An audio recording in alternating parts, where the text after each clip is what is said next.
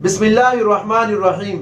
محترم سامعین کرام، آج میں آپ حضرات سے ایک بات کلیئر کر دینا چاہتا ہوں کہ میری وہ ویڈیوز جن میں میں نے سید اقرار الحسن اور پیر ہاں خطیب سے متعلق گفتگو کی ہے، لوگوں نے بہت سارے کمنٹ کیے ہیں۔ بعض حضرات تو یوں سمجھتے ہیں کہ یہ پیر ہاں خطیب کی سائڈ لے رہا ہے اور اقرار الحسن کی مخالفت کر رہا ہے، اور بعض لوگ یہ سمجھتے ہیں کہ اقرار الحسن کی سائڈ لے رہا ہے اور پیر ہاں خطیب کی مخالفت کر رہا ہے۔ تو بھائی، ہم نہ پیر ہاں خطیب کی مخالفت کر رہے ہیں، نہ سید اقرار الحسن کی مخالفت کر رہے ہیں، اور نہ ہی سید اقرار الحسن کی تائید کر رہے ہیں، نہ ہی پیر ہاں خطیب کی تائید کر رہے ہیں۔ ہم تو حق بات کی تائید کرتے ہیں اور جو غلط بات ہو اس کی مخالفت کرتے ہیں۔ ہمارے معاشرے میں ایک عجیب سا رویہ ہے۔ بہت سارے لوگوں کو میں نے دیکھا کہ وہ سید اقرار الحسن کی مخالفت کر رہے ہیں، اور بہت ساروں کو دیکھا کہ وہ پیر ہاں خطیب کی مخالفت کر رہے ہیں۔ بھئی، مخالفت نہیں کرنی چاہیے، اختلاف کرنا چاہیے۔ اختلاف کے اندر اللہ نے حسن رکھا ہے، مخالفت میں کوئی حسن نہیں ہے۔ مخالفت سے نفرت کے بیج بوئے جاتے ہیں، نفرتیں پیدا ہوتی ہیں۔ مخالفت نہیں کرنی چاہیے، اختلاف رکھنا ہے تو وہ آپ کر سکتے ہیں۔ ہم نے جو اپنے بڑوں سے سیکھا، ہم نے جو اپنے بڑوں سے سنا، ہمارے اساتذہ نے، ہمارے والدین نے جو ہماری تربیت کی، وہ یہی کی کہ نفرت انسان سے نہیں کرنی، بلکہ نفرت جرم سے کرنی ہے۔ نفرت کرنی ہے تو اس کے برے اعمال سے کرنی ہے، اس کے برے اخلاق سے کرنی ہے، اس کے برے کردار سے کرنی ہے۔ انسان سے کس چیز کی نفرت؟ انسان کو تو اللہ تعالیٰ نے بڑا خوبصورت، بڑا بہترین بنایا ہے۔ لَقَدْ خَلَقْنَا الْإِنسَانَ فِي أَحْسَنِ تَقْوِيمٍ۔ انسان سے جو لوگ نفرت کرتے ہیں، میں سمجھتا ہوں کہ وہ بہت بڑی غلطی پہ ہیں۔ اور پیر ہاں خطیب اور سید اقرار الحسن کے معاملے میں بھی بہت سارے لوگ ایسے ہیں جو حق بات کو نہیں دیکھتے، شخصیت کو سامنے رکھتے ہیں۔ بھئی، یہ شخصیت کو سامنے رکھنے والے انسان گھاٹے میں ہیں۔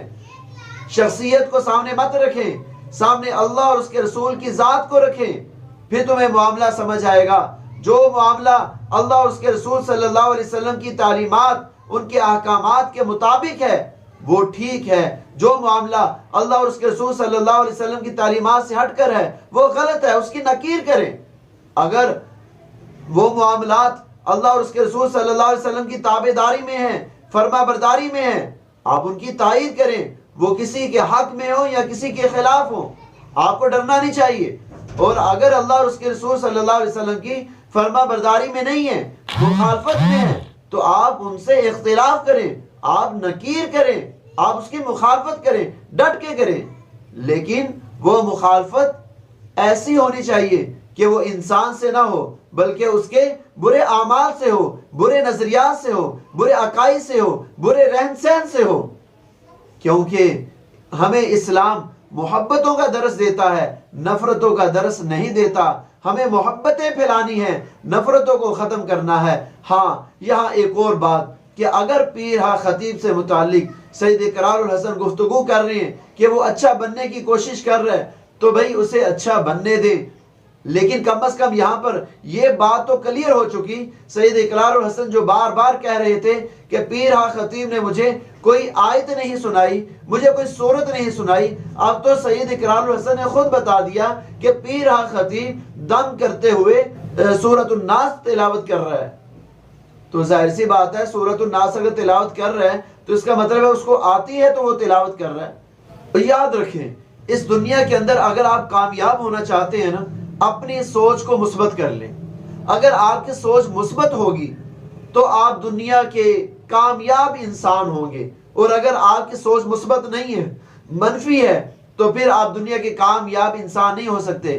میں نے ایک مرتبہ ایک کتاب پڑھی جس کا عنوان تھا 3 پر اثر شخصیات۔ بچپن کا زمانہ تھا، مجھے معلوم نہیں وہ کتاب لکھنے والا کون ہے، ایسے ایک شخص کے ہاتھ میں دیکھی، اس سے تھوڑی دیر کے لیے کہا کہ بھائی مجھے دیکھنے دیں، اگر آپ عنایت کر دیں تھوڑی دیر کے لیے مہربانی ہوگی۔